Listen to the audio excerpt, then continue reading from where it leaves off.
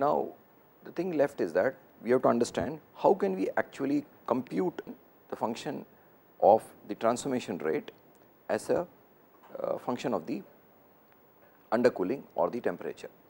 That means, I would like to know my T subscript T as a function of temperature, and this I would like to know, for instance, once I know for each temperature, I can compute this. Now, the C curve which we have seen before, because this curve has the shape of a C, it is often referred to as the C curve, which is seen here, depends on various factors. It obviously depends on the nucleation rate, it depends on the growth rate, it depends on the density and distribution of nucleation sites. That means, I now need to know what we call as the details of the microstructure. We need to know how the diffusion fields overlap from adjacent transformed volumes. Then finally, we need to know how the impingement of transformed volumes take place. In other words, this is a complicated function to calculate, and therefore, I need to work under certain assumptions, so that I can simplify my derivation. And some common assumptions are, we use a certain constant number of nuclei. That means, we take the nucleation rate out of the equation, but instead we work with a constant number of nuclei in the volume of material which is to be transformed. Of course, we can also work with constant nucleation rate assumption, and further we can use a constant growth rate assumption. A combination of these assumptions can also be used to simplify our overall understanding or the derivation process. Let us start with the first of these, which is assuming that the number of nuclei are constant. Here we will not do the detailed derivation, but we will talk about the assumptions and of course, the final form of the function which comes out, which is based on the assumptions. So, we assume that the number of nucleation sites are fixed and this remain constant. That means, we are not adding any more nucleation sites as the transformation is proceeding, and additionally we also will have to assume that this constant number of nucleation sites are used up or exhausted almost at the beginning of the transformation. This situation may be approximately valid, for example, if a nucleating agent, which is sometimes called an inoculant also, is added to the melt or a transforming volume. Melt of course is an example, this is true for any kind of transforming volume. That means, if I have a transforming volume and I add a certain nucleating agent, obviously the number of particles I am adding is going to be fixed, and therefore, I can assume that the nucleation number of nucleation sites are constant, and this number does not change with time, assuming that we are not adding any more of those inoculant particles. In this case, the transformation rate is a function of the number of nucleation sites which is fixed and the growth rate. That means, now the thing I need to worry about is the growth rate, and this growth rate is typically expected to decrease with time, but further in certain models like the Avrami model, we can assume that the growth rate is assumed to be constant with time. Of course, finally, when the transformation volume goes to 0, I mean the untransformed volume goes to 0, which happens when the impingement of the particles takes place. This implies that the growth rate is going to finally of course cease to grow, I mean the transformation rate is going to 0, but till impingement we can assume that the growth rate is constant. So, in other words, the first of these simplifying assumptions is that I have a fixed number of nucleation sites as shown in the figure. These are represented by these blue dots, and right at the transformation, start of the transformation, I would assume that these nucleation sites are almost very quick after the start of the transformation are exhausted, and these transformed volumes continue to grow, and this growth rate is though expected to be decreasing with time. If I assume that this growth rate itself is a constant, then I get what is called the Avrami model, and I can derive the transformation rate as a function of the undercooling. So, this is one of the models, and in this case clearly the transformation rate, the function is a function of number of nucleation site and the growth rate. Now, we will not go into the details of the derivation of the Avrami model, but let us just see what are the assumptions involved. Like we saw before, that the parent phase has fixed number of nucleation sites, which can be written as n subscript n per unit volume, and these sites are exhausted in a very short period of time. The growth rate, which is dr by dt, is constant and isotropic. That means that any point of time I would have spherical particles. These transformed volume, say for instance, suppose I am talking about solidification of melt, I am assuming that they will have spherical crystalline phases which are present in the melt, and this growth rate is constant till the particles impinge on one another or the crystallites impinge on one another. So, using these assumptions, I can derive what we call the transformation rate function, or in other words I can derive the fraction of beta which is transformed, because beta is the product phase which is coming from the parent phase, and I can see that this function goes as 1 minus exponential minus 4 pi. Nn is of course the number of nucleation sites, and u is the growth rate, and it is a function of time. Therefore, now I have a function of x beta, which is now I am calculating x beta as a function of time, and obviously this x beta is also a function of the number of nucleation sites and the growth rate, which is assumed to be constant with time. So, I can get a function like this, which is now based on the model which is known as the Avrami model. Similar to the Avrami model, I can use other set of assumptions to derive what you call the x beta function, but before we go to that, let us see where do we see a constant growth rate kind of a phenomena.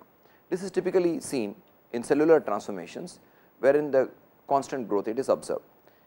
Termination of transformation does not occur by gradual reduction in growth rate, but by the impingement of adjacent cells growing with a constant velocity. So, this is as close to the Avrami model we get, wherein the growth rate is constant. Examples of such kind of cellular transformations are,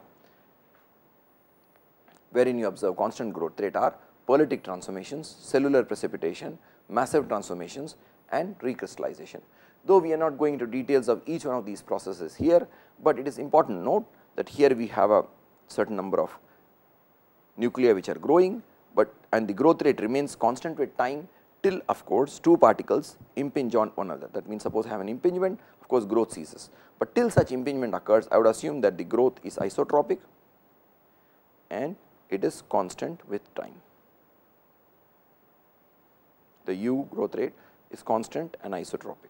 So, this is the assumption based on Avrami model, but this, as we can see from many transformations which come very close to this kind of an assumptions, that the Avrami model is not so bad to explain many such transformation phenomena like polytic transformations, cellular precipitation, massive transformation, and recrystallization. Now, the other assumptions which I can use is not a constant number of nucleation sites, but a constant nucleation rate. In constant nucleation rate, I land up with a model known as the Johnson-Mail model, which is one of the common models of phase transformations or kinetics of phase transformation. And in this case, the transformation rate is a function of both the nucleation rate and the growth rate.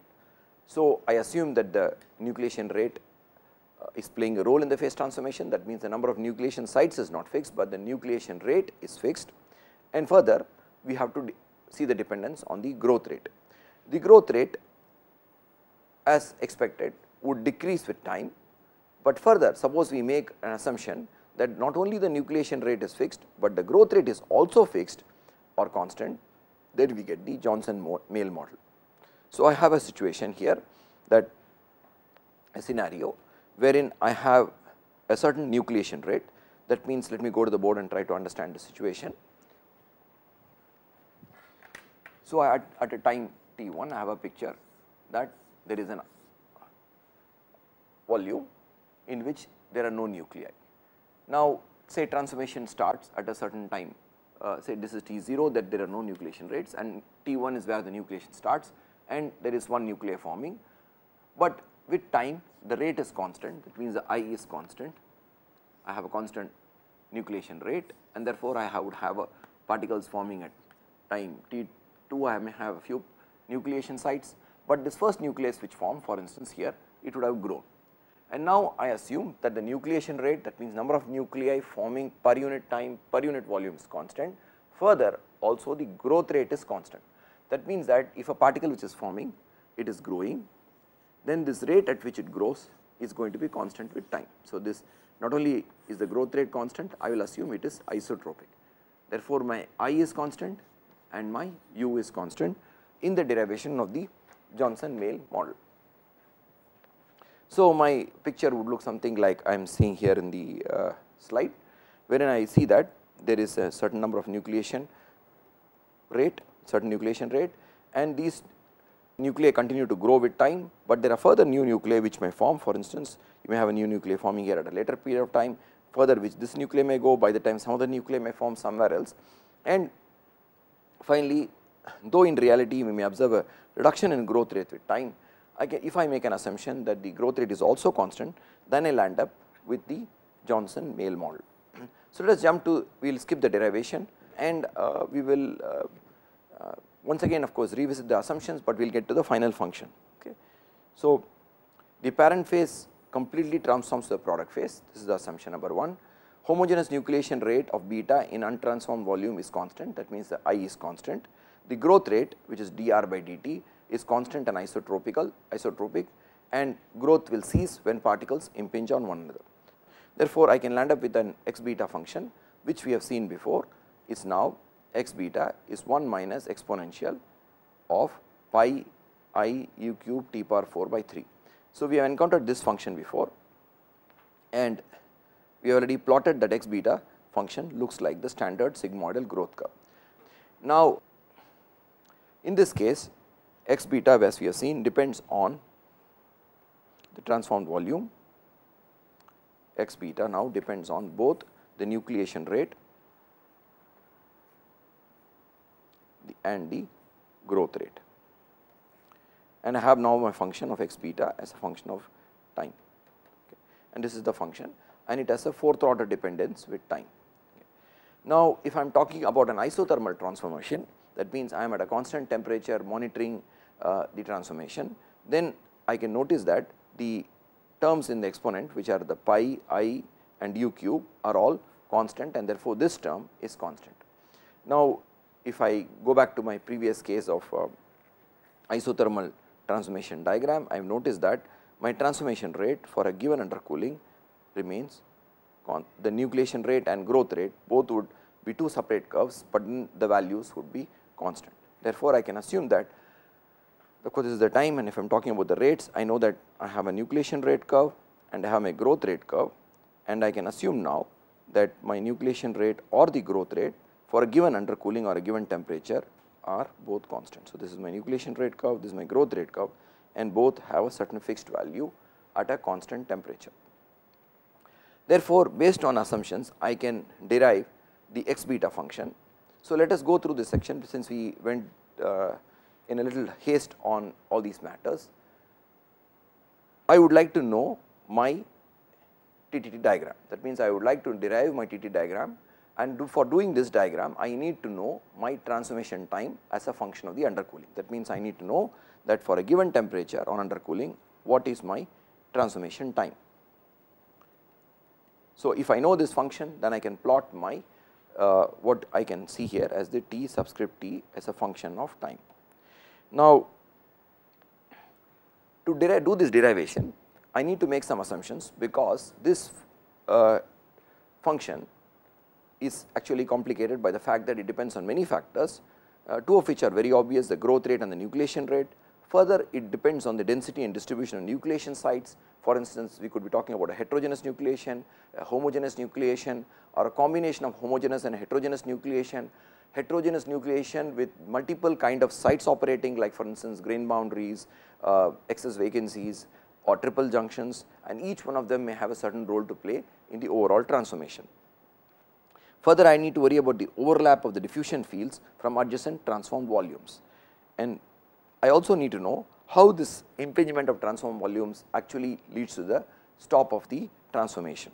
Now, the very fact that it depends on so many of these functions makes my overall derivation complicated. Therefore, I can work under certain assumptions. For instance, I can assume that either the number of nuclei is constant. That means, for instance, when I add some heterogeneous nucleating agent to a, for instance, the solidification of a melt, then the number of nucleation sites is fixed, and these are exhausted typically in a very short time. Or I can assume that the nucleation rate is constant, or I can assume that the growth rate is constant, or I may use a combination of these kind of assumptions.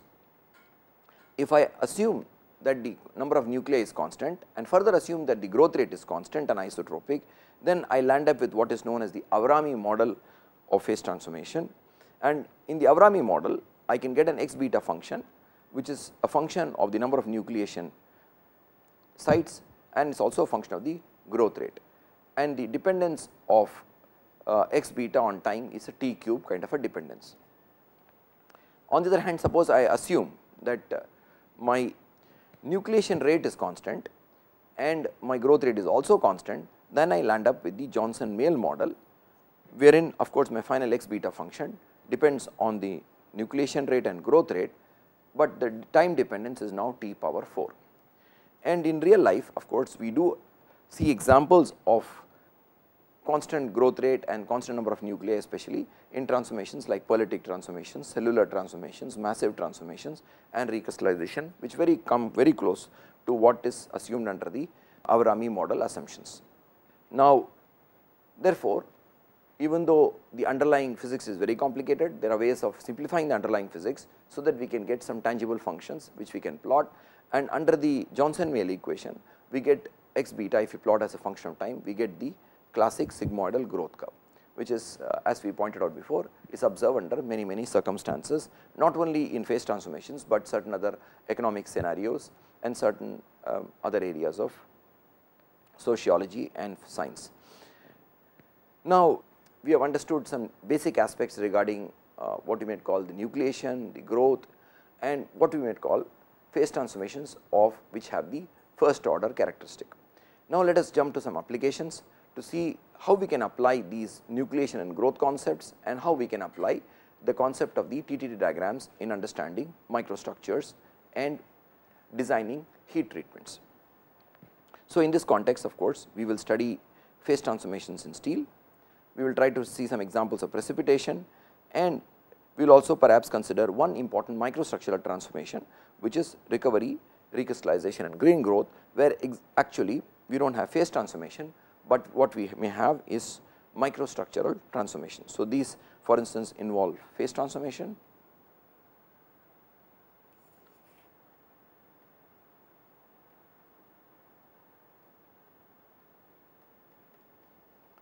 and so does precipitation, but and of course, any phase transformation also will lead to a change in microstructure, as we know, but in the bottom case, the recovery, recrystallization and green growth, we actually observe what we call microstructural transformations.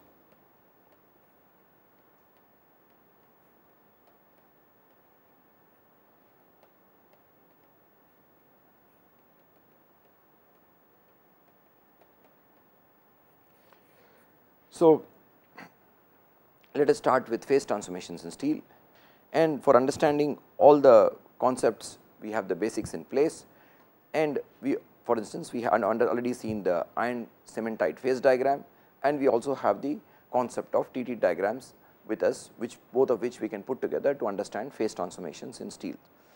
We will try to see some two kinds of diagrams, one which is called TTT diagrams and the other which is called the continuous cooling transformation diagrams, and we will consider these for eutectoid and hypo and hyper eutectoid steels. And most importantly, we will use these diagrams to design heat treatments to get a specific microstructure, and the reason for designing these heat treatments to get a specific microstructure is obviously to engineer my properties. That means now I have a microstructure dependent property, and I would like to engineer this property without changing, for instance, the composition. So, we already seen the iron cementite phase diagram, and we have noted that the interesting region of this phase diagram is close to the iron rich end of the phase diagram, typically less than about 2% of carbon. Okay. And this is where my eutectoid transformation lies, and we will specifically worry about compositions which are close to 0.8% carbon or around it, like for instance 0.6% carbon or 1% carbon. Now, the important point to note is that for every composition of steel, we should draw a different TTT diagram. That means that I cannot use a TTT diagram drawn for instance 0.8% carbon for a 0.4% carbon steel. And in drawing all these diagrams, we have to of course remember that my starting phase is my gamma phase, which is my austenate, and this phase is finally of course on cooling transforming to alpha plus Fe3C. So, I am starting with this gamma phase field here,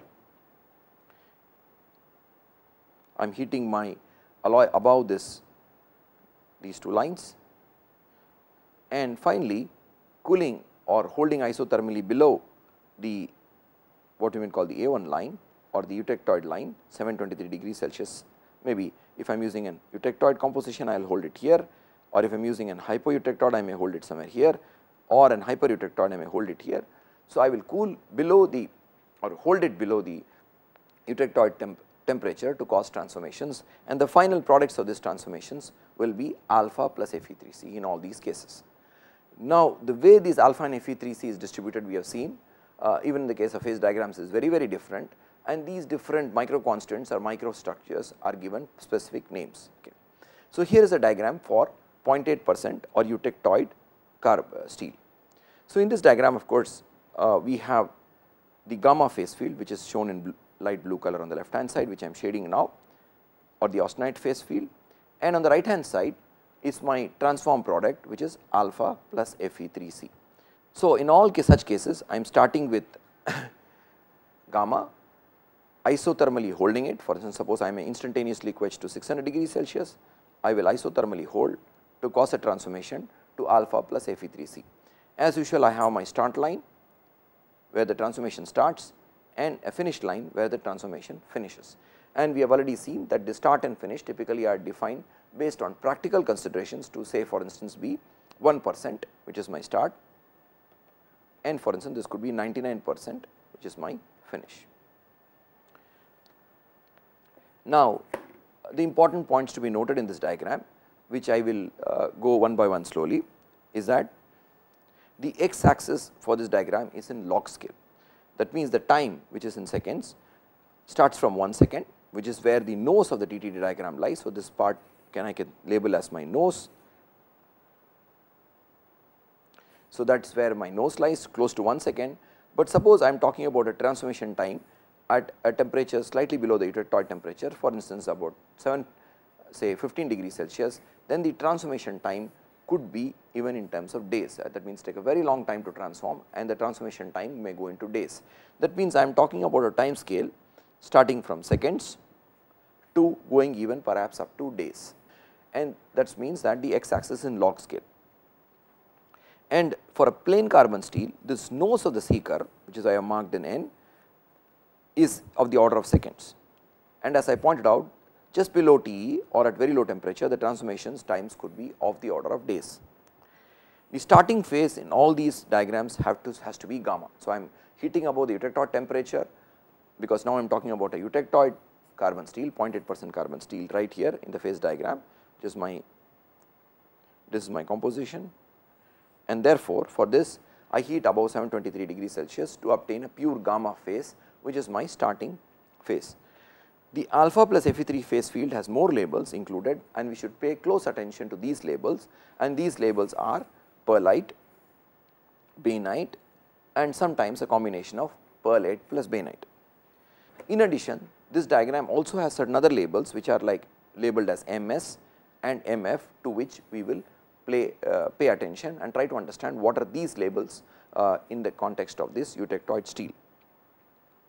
Now, we have pointed out before that even in the case of phase diagram, sometime to enhance the utility, we overlay microstructures or slowly cooled microstructures on phase diagrams. But one of the important utilities of the TTD diagram happens to be that we actually overlay microstructures on the diagram. Depending on the temperature at which the transformation is taking place, noting fully well that we are talking about an isothermal transformation diagram, the alpha plus Fe3 phase field, we can form micro constituents like pearlite if I am transforming at a high temperature. That means I am causing a transformation to take place about 650 degrees Celsius. On the other hand, suppose I am allowing my transformation to take place at 300 degrees Celsius, I would get bainite. We should note that pearlite and bainite both are a combination of alpha plus Fe3C as shown in as dictated by the phase diagram.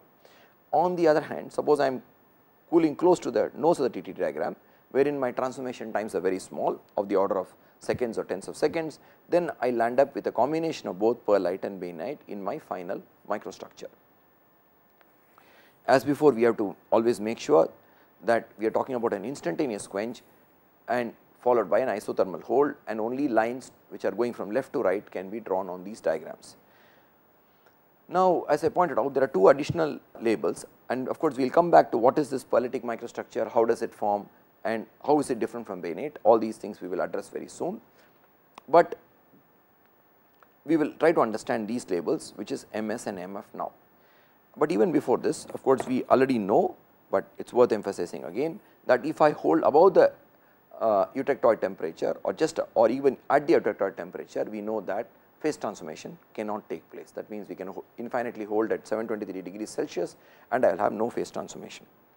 Now, these labels MS and MF, like for instance, suppose I take my steel and quench it to a temperature which is, say for instance, here. That means I bring my temperature down to a below for in a region between MS and MF. Now, this will not lead to the formation of the usual products which we see in the phase diagram, which is alpha plus Fe3C, but instead we will actually see what is called an diffusion less transformation, a transformation which involves actually shear to take place, and we produce actually in the case of a steel a hard phase known as martensite.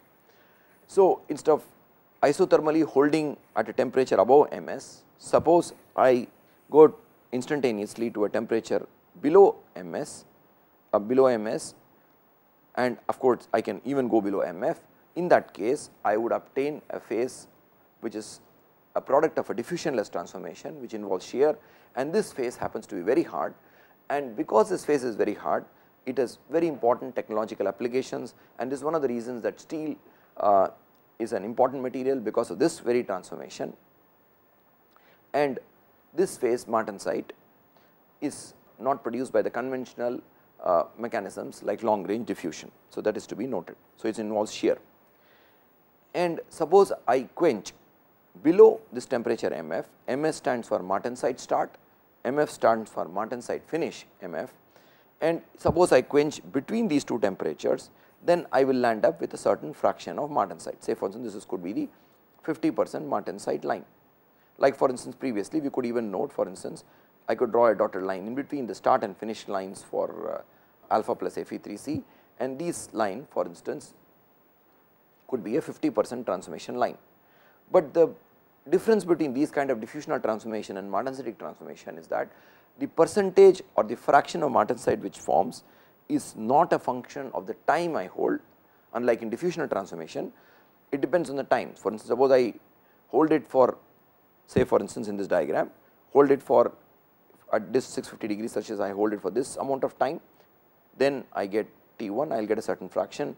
I hold it even larger to T2, I will get a certain fraction and so forth, and if I hold it even longer, say for instance about 1000 seconds, then I will land up with completely a pearlitic microstructure. But in the case of martensite, it does not depend on the time, but it depends on the temperature of hold or the temperature to which we quench. Suppose I quench to a temperature which is just below the MS line, then I may obtain a small volume fraction of martensite, and the remaining of course would be the untransformed gamma. Suppose I quench to say the 50% line, I will get 50% martensite, and suppose I quench below this MF line, then I will have a complete martensite in my microstructure. So, now we have introduced a new kind of phase transformation, a diffusion less phase transformation involving shear, and we are talking about an important phase known as the martensitic phase, which is not produced by the usual mechanism of long range diffusion or the usual mechanism involving long range diffusion, but now it depends on the temperature of the quench, and therefore, if I quench to a temperature which is between MS and MF, then I will get a certain fraction of martensite, but if I quench below that, then I will end up with fully with martensite. Now, while we talked about this formation of martensite, we said that we need to quench of course, and we are quenching so that we are now avoiding what we may call the diffusional transformations which lead to pearlite or bainite. Now, strictly speaking, though we said that the assumption involved is that we have an instantaneous quench, but any finite cooling should not be overlaid on an truly speaking a TT diagram, but then we are extending the utility of a TT diagram by including diffusionless transformations like martensite, because now even for an isothermal hold, suppose I quench to a temperature like 200 degrees Celsius, then I find that by this time I have started to form martensite, or I am forming martensite in fraction of the original austenite actually transformed to martensite, and the final product may consist of a mixture of martensite and austenite, and this austenite is called the retained austenite. But before we do this extension of involving cooling curves or quenching curves on top of TT diagrams, we should clearly note that strictly speaking, cooling curves including finite quenching rates, which means now like the way I would typically quench in an industrial scenario or in a sample in the lab, should not be overlaid on TT diagrams, and this is because TTT diagrams are drawn for isothermal holds. Truly speaking, therefore, for drawing cooling curves or even quenching very high quenching rates, we should use alternate diagrams which are known as CCT diagrams. But often you would find that cooling curves or quenching curves are drawn on top of TTT diagrams also, and now of course we should understand what is the assumptions involved in such a process. Now we have already seen, and we will re-emphasize, that suppose I isothermally hold above the nose of the curve, say at a temperature T1, I will end up with a micro constant which is known as perlite, and even there suppose I hold on the upper side close to the eutectoid temperature, then I will obtain a coarse perlite, and if I hold at lower temperature close to the nose of the curve, then I will obtain a fine perlite. The reason for this can be easily understood. We know that at higher temperatures it is nucleation rate is higher, but growth rate is sluggish. So, here of course we should go back to our relative peaks of the nucleation rate and growth rate. So, let us try to see the nucleation rate and growth rate curves.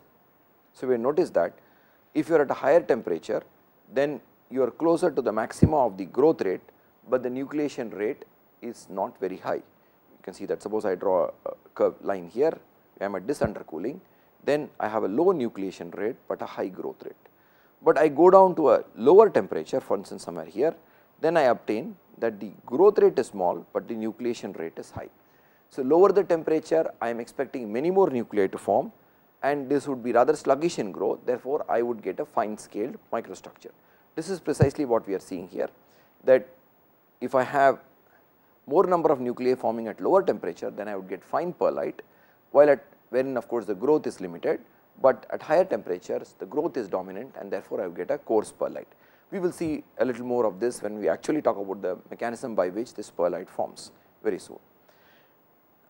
At a temperature T2, I would obtain a mixture of perlite and bainite, which is close to the nose of the curve, and finally at even lower temperatures I would obtain bainite. That means, if I want to form bainite by in an what you might call a somewhat of a real scenario, I need to quench below the nose of the curve, and then I need to isothermally hold. And we will of course see that when you draw the CCT diagram, that actually the bainitic wing is totally missing. Now, the cooling rate with which I can actually miss the nose of the curve and actually produce martensite is called a critical cooling rate, and if I want to produce complete martensite, of course, I have to quench not only at the critical cooling rate, but I have to quench to a temperature which is below the MF. And suppose MF happens to be below the room temperature for a certain composition, not for steel, not for eutectoid steel, but for certain alloy, then of course, if I only quench to room temperature, if the quenching medium is at room temperature, then I cannot get fully martensite, and I have to quench to for instance in a liquid nitrogen bath or some kind of a cooled bath, so that I can get full amount of martensite.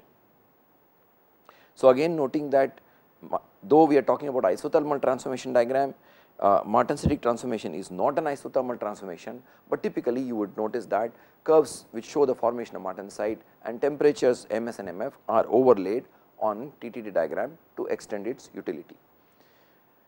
Now, one fundamental question which has been asked is that we have two transformations, one to the micro constituent known as perlite, other to the micro constituent known as bainite.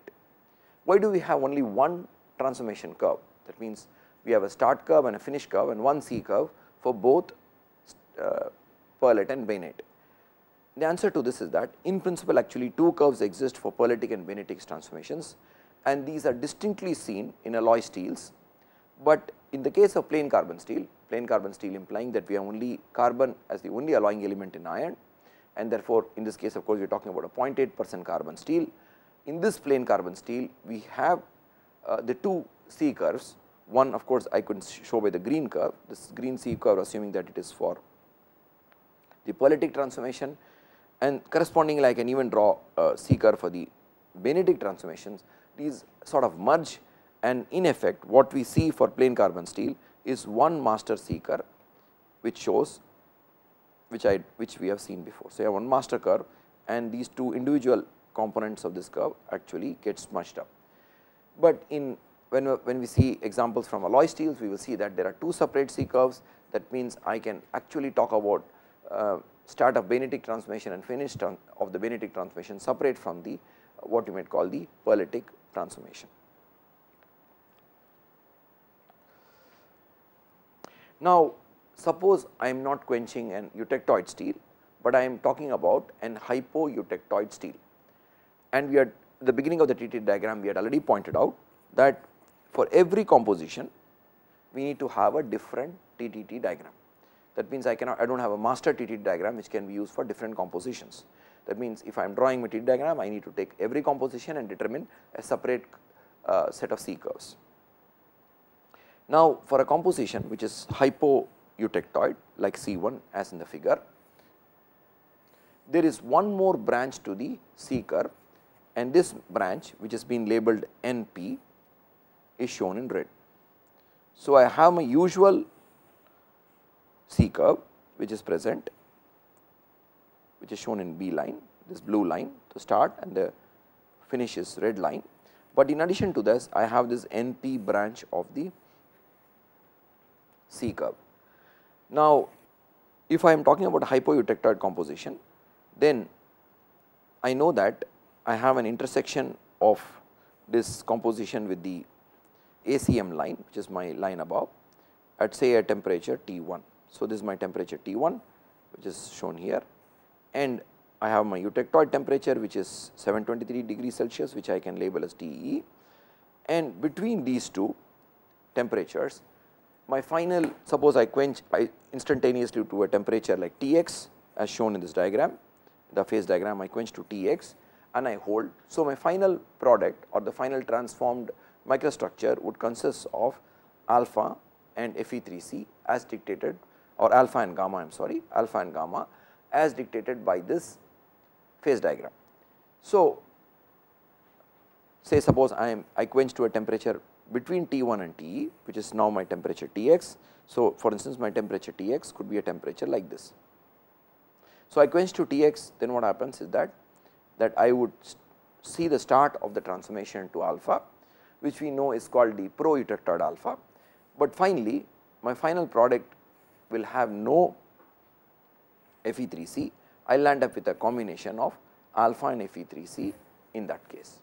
So, this transformation is for gamma to alpha, and the final microstructure would consist of alpha and Fe3C.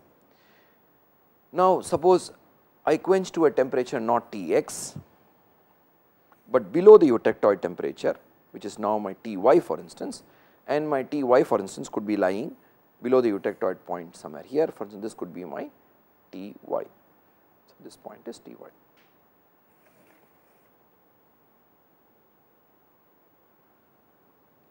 Now, at a temperature Ty, if I cause transformation, I would first observe the formation of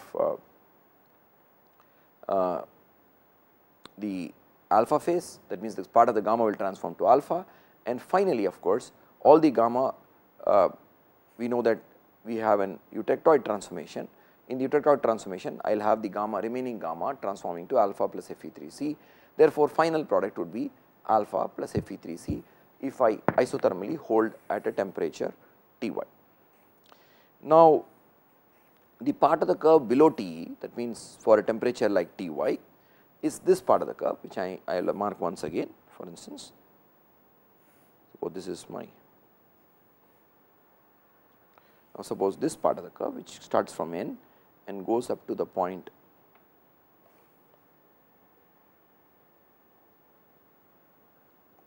say, for instance, I call this point P. So, the part of the, or maybe call it B for instance, the part of the curve NB is actually a mystery, and we will try to understand this why is it a mystery in the next curve, because since we are instantaneously quenching and since we are instantaneously quenching and holding, since we are instantaneously quenching cooling to below TE, we should get a mixture of alpha and Fe3C directly. Now, what is the meaning of a pro-eutectoid phase? And when we talked about the pro-eutectoid phase, we told that the pro word here in this context actually implies pre. Why should we even get a branch which is the pro-eutectoid alpha branch? That means, if I am talking about holding to a certain time here at temperature T, here for instance in this case, suppose I hold to a temperature here, then I land up with pro-eutectoid alpha, and that means I am holding from here to at this temperature here, then I land up with pro-eutectoid alpha. And the question we are asking is that I am at temperature Ty instantaneously, that means I have instantaneously quenched to Ty, I am not slowly cooling to Ty. If I had slowly cooled to Ty, then for instance, suppose we already seen how the slowly cooling curves look. So, this is my eutectoid line, and I am suppose I slowly cooled to Ty, then I would be crossing the alpha plus gamma phase field, which will give me pro-eutectoid precipitation between points say A and B, and after B my composition of the gamma would have transport along this direction, and therefore, I would observe below this temperature TE, I would observe the Eutectoid transformation. Therefore, my final microstructure would consist of, which we have seen before, the pro-eutectoid alpha followed by the Eutectoid pearlitic transformation. So, this is my final microstructure. So, this is my pro-eutectoid alpha here. Now, in the current scenario, we are not slowly cooling, but what we are doing is that we are instantaneously quenching to this temperature Ty. The question we are asking is that since I did not slowly cool, why should I get a pro-eutectoid phase? So, we will try to understand this mystery coming slide, but we shall note now that we have an additional arm to this diagram. So, let me summarize this slide. So, now I am slowly or I am doing trying to understand the isothermal transformation diagram, the TTT diagram for an hypo-eutectoid composition. For instance, I could be talking about a 0.6% carbon steel. Such a composition, suppose I cool to a temperature between the point T1, where the composition intersects the ACM curve, and TE, and at such a general point could be Tx, then I will land up with a final microstructure. That means I am in this region, and my final microstructure would consist of alpha plus gamma. My starting point is gamma, part of it is transformed to alpha, and I land up with alpha plus gamma. But suppose I am quenched to a point like Ty, which is below the eutectoid temperature, and I isothermally hold, then I have two kinds of events happening. One, the formation of an alpha, which for reasons which we are not explained so far, is something like a pro-eutectoid alpha, and finally, my final microstructure would consist of alpha plus Fe3C, as we would observe from the phase diagram.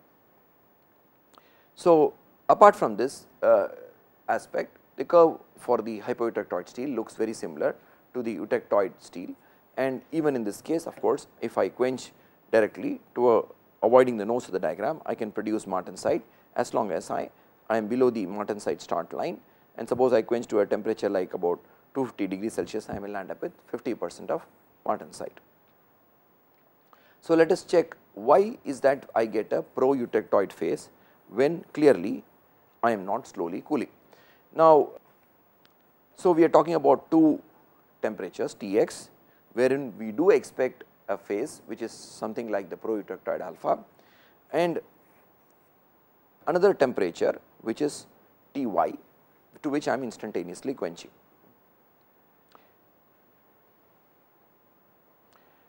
The reason for formation of the pro-eutectoid alpha first is that if I am talking about the formation of an phase, there are two competing things. One is the formation of alpha, and the second is the formation of alpha plus Fe3C simultaneously or nearly simultaneously, which leads to the pearlitic microstructure.